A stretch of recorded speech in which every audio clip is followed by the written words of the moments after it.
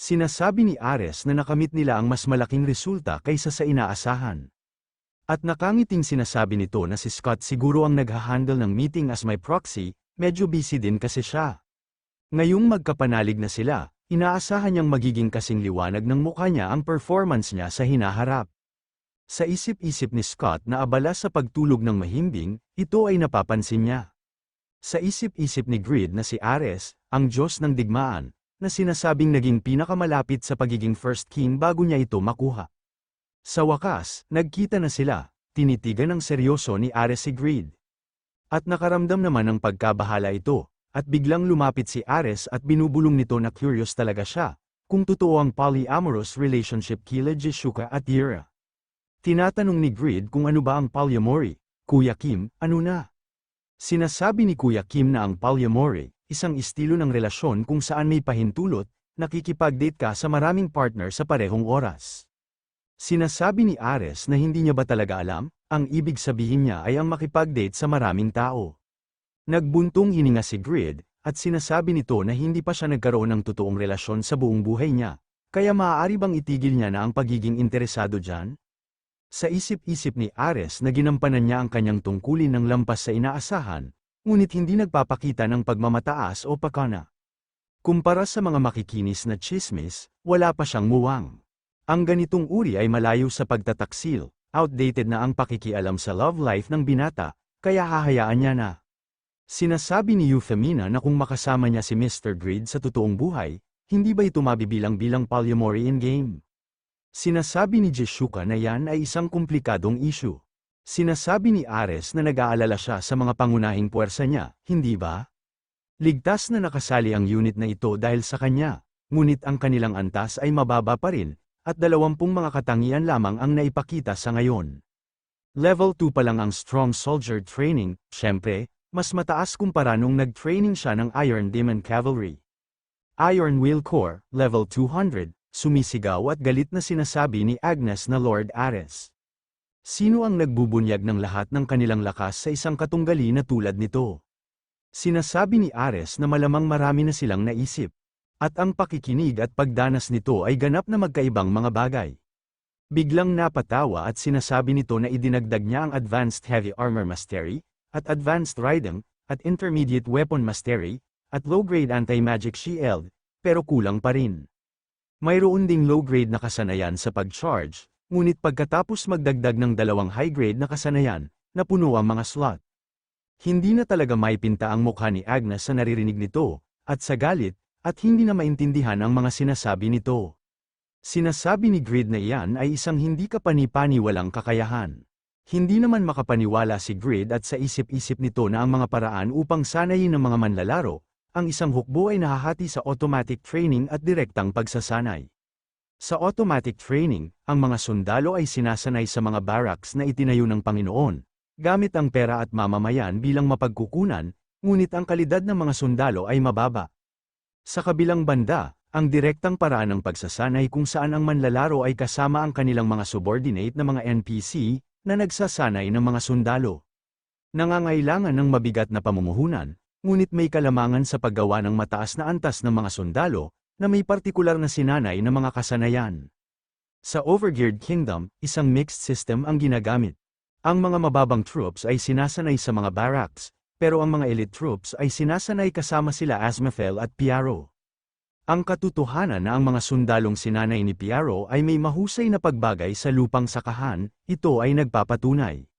Gayunpaman, ang mga ganitong katangian ay maaari lamang makuha sa pamamagitan ng pag-awakening, sa panahon ng pagsasanay, imposibleng ibigay ang mga ito sa artipisyal na paraan. Ito ang aura ng isang katsarang pilak, ngunit lumalago ang mga sundalo ni Ares na may garantisadong mataas na antas ng mga kasanayan. Sinasabi ni Grid na pero kung ganyan lang ang epekto, hindi ba grabe ang skill limitations? Tumatawa at sinasabi ni Ares na tila napakaaga pa para maglabas ng mga sikreto, sa pamamagitan ng casual na pag-uusap. Naiinis at sa isip-isip ni Scott na kahit na ang Overgeared Guild ay isang perpektong kaalyado, ano ba talaga ang pinaplano niya? Close pa nga si Grid kay Kraugle, ano ang gagawin nila kung ganito karaming impormasyon ang ibubunyag niya? Sinasabi ni Ares na sa totoo lang, naiinis siya nang pinilit niya ang alyansang ito, kaya iniisip niyang kunin ang mga benepisyo at pagkatapos ay itapon siya. Layunin din nila na matutunan ng tumpak ang kanyang impormasyon, at na-curious siya tungkol sa mga espesyal na opsyon ng kagamitang ginawa niya. Kung magagamit ng hukbo niya ang mga armas na ginawa niya, talagang hindi sila matatalo kahit na ang imperyo ay hindi magkakaroon ng pagkakataon. Sa halip na maglakad-lakad habang pinipigilan ang isa't isa, hindi ba mas matalinong panatilihin ang kanilang alyansa? Sa isip-isip ni Greed na ang pinakamalakas na sinanay na hukbo at ang pinakamalakas na kagamitang ginawa. Hindi matatalo ang kombinasyong yun, sinasabi ni Ares na ano sa tingin niya, dapat ay naisip niya ang isang bagay na ganoon, kahit isang beses. Siya ay isang medyo makatwirang tao, kaya gusto niyang tanggapin kaagad, di ba? Sa isip-isip ni Greed na nagsisimula na siyang magustuhan ang matandang ito. At sinasabi nito na napakatumpak na ayaw niya man lang aminin. Tumatawa at sinasabi ni Ares na huwag siyang mag-alala. Ang mga taong tulad niya ay dalubhasa sa pagsira sa puso ng mga taong naglalaro ng husto. Namumula na sinasabi ni Greed na ngayong nagsisimula na siyang magkagusto sa kanya, itigil niya na ang pagsasabi ng mga bagay na may katuturan. Sa Berto Kingdom, capital ng Silverfall, sinasabi ni Agnes na kung tao siya, dapat may pasensya siya mumid.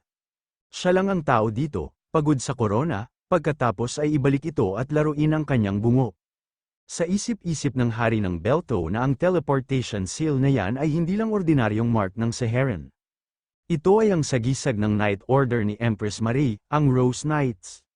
May intelligence na si Empress Marie, na kasalukuyang nasa isang power struggle. Huwag niyang sabihin ang choice niya, hindi pa tapos ang iniisip nito, may biglang dumating at sumisigaw at sinasabi nito na aking kamahalan. Ayon sa utos, tinipon na nila ang mga tropa mula sa bawat kuta, kasama ang impormasyon ng paunang ruta, ng kalaban sa kabisera, ngunit may matinding pagsalungat sa diskarteng ito. Kung maaari niyang tugunan ang mga maharlika. May nagsalita at sinasabi nito na walang problema. Ito pala si Agnes at sinasabi nito na ang kailangan niya sa kanyang battlefield ay ang mga sundalong mabilis pumatay sa maraming bilang. Maaari ring lumahok ang mga sibilyan, kaya itapon din sila. Sinasabi ng hari ng Belto na anong klaseng kalokohan ta. Hindi ba dumating ang imperyo ng Seheran para protektahan ang kaharian ng Berto? Sinasabi ng isang lalaki na nag-iipon lang ba siya ng troops para lang lipulin sila? Ito ay kabalbalan, nagtatapon siya ng mga inosenteng buhay. Kanselahin kagad ang order, hindi naman namamalaya ng lalaki na inatake na pala ito. Napapaubo ito ng dugo at sinasabi nito na ang kanyang baga. Ang contractor na si Bal ay isang nilalang na naglalabas ng pangunahing takot ng sangkatauhan. Ang ilan ay lumalaban, ngunit karamihan ay nababalot ng takot. Sinasabi ni Agnes na tignan niya yan mumid, kahit ang lakas ng loob nila na ipagsapalaran ang kanilang buhay, para pumatay ng isang taksil. O anumang galit sa pagkawala ng kanilang sariling mga tao. Nanglilisik ang mga mata ng lalaki at tinignan nito ang hari. At batid pa ni Agnes na may kahulugan ba ang buhay? Bigla naman natakot ang hari at sinasabi nito na ginawa niya ang kanyang utos. Bakit gagawin niya din sa kanya ito? Sa hilagang kanluran ay walang abnormalidad. Maririnig ang sigaw ng hari sa buong kaharian, may nagsasalita at sinasabi nito na sa hilagang kanluran ay walang abnormalidad. Sinasabi ni Pan na may 13 kuta, bago makarating sa kabisera, kaya naghanda siya, ngunit ito ay walang laman din. Sinasabi ni Rigas na kung ang mga tagapagtanggol ay inabandona ang mga pangunahing kuta, iyon ay halos isang deklarasyon ng pagsuko. Sinasabi ni Scott na dahil hindi alam ng Berto Kingdom ang involvement ng Overgeared Guild, iisipin nila na lumakas ang kanilang hukbo ng napakabilis, at winasak ang Gima Army. Sa halip na hatiin ang kanilang mga puwersa sa mga kuta ng maagang ruta, malamang natipunin nila ang lahat sa kabisera upang manindigan. Sa isip-isip ni Ares na sinasadya man o hindi, ito ay matalinong galaw. Ang kanyang bagong sinanay na 10,000 Cholian troops, ay hindi na magkakaroon ng anumang experience ngayon. Sa antas 200, kailangan nilang harapin ang 130,000 tropa ng kaharian. Ngunit hindi sila nawala ng maraming regular na sundalo sa pagkubkob, at ang mga tropa ng Cholian ay mayroon ding ganap na pagbawi sa antas, tulad ng Gima Army. Tinatanong ni Euphemina na kung ano ang gusto niya sa tunay na buhay na girlfriend. Nagbuntong hininga si Greed at sinasabi nito na walang ganyan sa buhay niya. At sa isip-isip ni Ares na ang kanyang kaharian ay walang mga halimaw na tulad ng Overgeared Guild, wala bang dapat ipag-alala? Ang mahuli sa pagmamanipula at paglalantad ng kanyang kahinaan ay ang pagkakamali niya, Berto Kingdom. Naiinis naman si Pan sa nakikita nito sa harap niya, at sinasabi nito na ayaw niya sa taekwondo. At batid ni Scott na iwasan nila ang mapanganib, sa isip-isip ni Ares na iwasan nila ang mga mapanganib na pahayag. Ipapakita niya sa kanya ng eksakto kung ano ang mangyayari. Napahawak si Lowell sa kanyang batok at nagbuntong hininga, at sinasabi nito na sige, sa wakas tapos na ang agarang gawain. Tapos na siya, at wala na siyang ibang ginagawa. Napansin ng nakasalamin si Lowell at tinawag nito si Director Lee, at tinuro si Lowell. May nagsasalita at sinasabi nito na nag-login siya para gumawa ng quest, kaya kailangan niyang pangasiwaan ang coverage ng mag-isa. Tinatanong ni Lowell kung bakit kumukonekta ang isang broadcast. Sinasabi ng lalaki na hindi pwede, livestream na ni Beredin. Tinatanong ng babae kung sino si Beredin, sinasabi ng naka-green na buhok na babae na zero post siya ba talaga yun? Sinasabi ni Beredin na yumuko ang mga manlalaro ng Satisfy, nabigyan siya ng pagkakataong masaksihan ng isang mahusay na kapanganakan. Naiinis at napapamura si Lowell at sinasabi nito na naka-follow siya kay Beredin. Sinasabi ni Beredin na sila ay immortal, tagasunod ni Lord Agnes. Ang pakana ng Overgeared King at ng God War, na kumikilos ng hindi alam ang kanilang lugar, ay talagang kasuklam-suklam. Ang mga walang kabuluhang buhay na yun ay gagamitin bilang mga sakripisyo, para kay Lord Agnes na maghari bilang hari ng parehong mga buhay at mga patay, at ang deklarasyong ito ay mamarkahan ang simula ng isang bagong kasaysayan. Nabigla ang nakasalamin at sinasabi nito na ito ay karaniwang isang deklarasyon mula kay Agnes, hindi ba? Ang unang epic class player, na nababalot ng misteryo, ay lumitaw sa publiko. Sinasabi ni Lowell sa likod na ito ay nakaka-frustrating. Nakakabaliw ang guild marketing nila, sinasabi ng comment section na mag-like, comment, at i-on ang mga notification, para update kayo sa bagong episode. Malamang hindi na siya mag-upload ng karagdagang video, pero skyrocketing ang kanyang follower count. Gwapo din siya, pero sobrang overpower ang concept niya. Panatilihin malinis ang chat, ayaw niya sa mga walang alam na matatandang tulad niya. Susunod na walang trabaho, elementary schooler siya. Mga tanga, mga lolo, tuloy lang sa paglalaro ng StarCraft sa kanila. Nagtataka siya kung ano ang ibig sabihin ng elementary kid. Mga tanga, baliw pa rin, yung baliw na bastard na si Grid, kahit ngayon. Paano dapat matalo ni Agnes si Grid? Siya si the Grade 1, declare, Agnes, class is lich. Holy, nandito si the Grade 1, wag silang mag-chat. Siya si the Grade 1, declare, mula sa top 10 rookies si Beredin. Klase ng Necromancer, siya si the Grade 1, declare, kaya, ang Immortal ay isang guild na specialized sa undead abilities. Siya si the Grade 1, declare, malamang na sinusubukan nilang patunayan na sila ang pinakamalakas na guild, hanggang dulo. Ano ang biglaang pagkakaisa? Akala niya naputol ang internet, lol. Mga bugok, madaling maka-offend si the Grade 1, dapat baliw si the Grade 1. Talo na si Kraugle kay Grid, paano niya siya matatalo? Mas malakas ba si Agnes kay Kraugle, rankang-wise, hindi. Magkaiba ang rankang at PvP, ibang level na si Kraugle. Siya ang boss fanboy na yan ay mula pa last year, wala pa ring trabaho at bumalik ulit. Sabi nila ang klase ng Lich ay may walang katapusang mana. Ayoko ng mga undead types, takot siya sa mga skeleton. Ano ang mahalaga kung hindi niya ito gusto? Humingi siya ng leave at tinanggihan siya ng hard comfort sa pera. 2 Mart popcorn para sa 1,000 won, ay good tier value. Nakalabas na siya sa pagbili nito, anumang mga rekomendasyon para sa mga stream ng komentaryo ni Agnes. Para kay Grid, panoorin niya si Bunny Bunny, nakangiting sinasabi ng nakasalamin na sa public opinion na katulad nito, dapat ba nila itong gawa ng title na Agnes vs Grid? Sinasabi ng director na matapos makakuha ng ganitong pansin, hindi maalis-alis ni Agnes ang pinangalanan niya sa tabi ni Grid. Sa isip-isip ni director na ito ay ang God of War, hindi pwedeng side character lang ang gumagamit ng pangalang God. Ang pinakamalaking scoop ng digmaang ito ay tiyak na nasa kanyang mga kamay. Masayang sinasabi nito na mayroon silang Blue Ocean. Tumutok sila sa pagsasapelikula ng God of War forces. Tinatanong ni Rabbit kung hindi ba siya magpapahinga? Sa isip-isip ni Lowell na nahulaan ni Beredin ang alyansa sa pagitan ng Overgeared Kingdom at kay Ares, at gumawa siya ng kanyang hakbang. Isinasaalang-alang ang oras ng deklarasyon at ang mga katangian ng klase.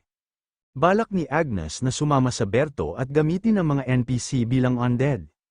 Kailangan nilang malaman ang lahat ng mga variable ng mabilis, at ipaalam kay Greed. Berto Capital, bago kumalat ang mensahe ng Immortal sa buong mundo. May nagsasalita at sinasabi nito na ano ang sitwasyon na ito. Bukas na ang mga gate, at kahit na ang mga pader ay naiwang walang pagtatanggol.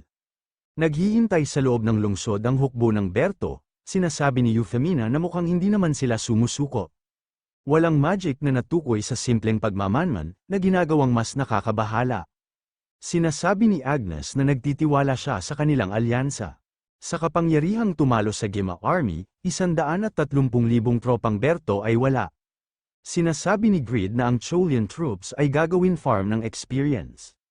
Medyo nagseselos siya, sa isip-isip ni Ares na di ba may sinabi lang siyang maganda. At batid nito na salamat sa pagkilala nito, sumisigaw at sinasabi nito na itaas nila ang kanilang sword.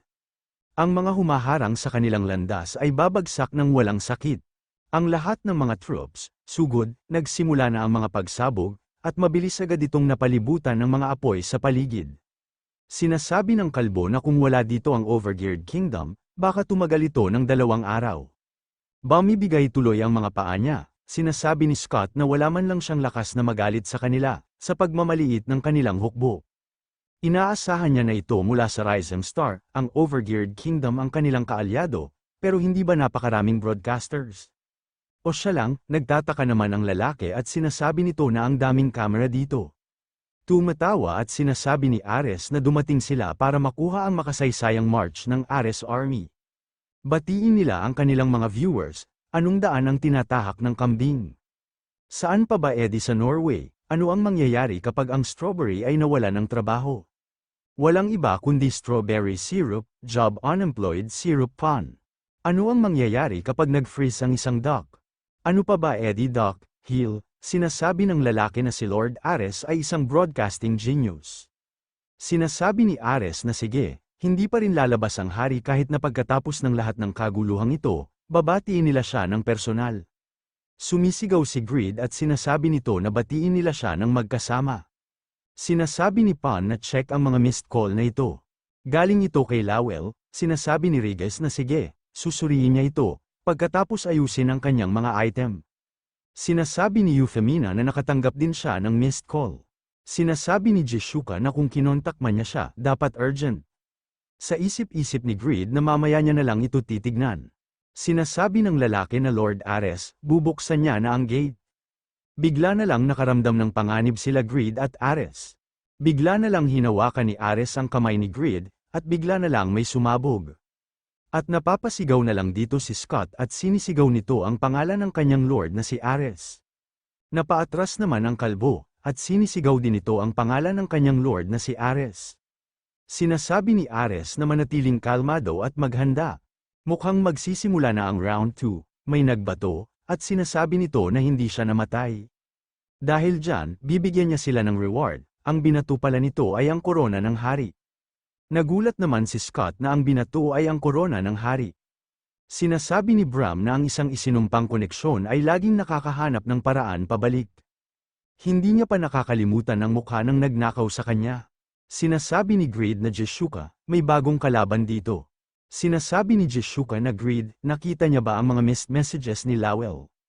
Sinasabi ni Greed na biglaan, hindi niya pa na-check. Sinasabi ni Jishuka na habang nakikipaglaban sila sa Berto Army, nagdeklara ng digmaan ang Immortal Guild sa kanila ni Ares. Kaya ang dami ng broadcast camera, may papalabas at sinasabi nito na hindi niya talaga nakita. Gaya ng kalkulado ni Beredin, hindi naman makapaniwala si Greed sa nakikita nito, at sinasabi nito na hindi pwede.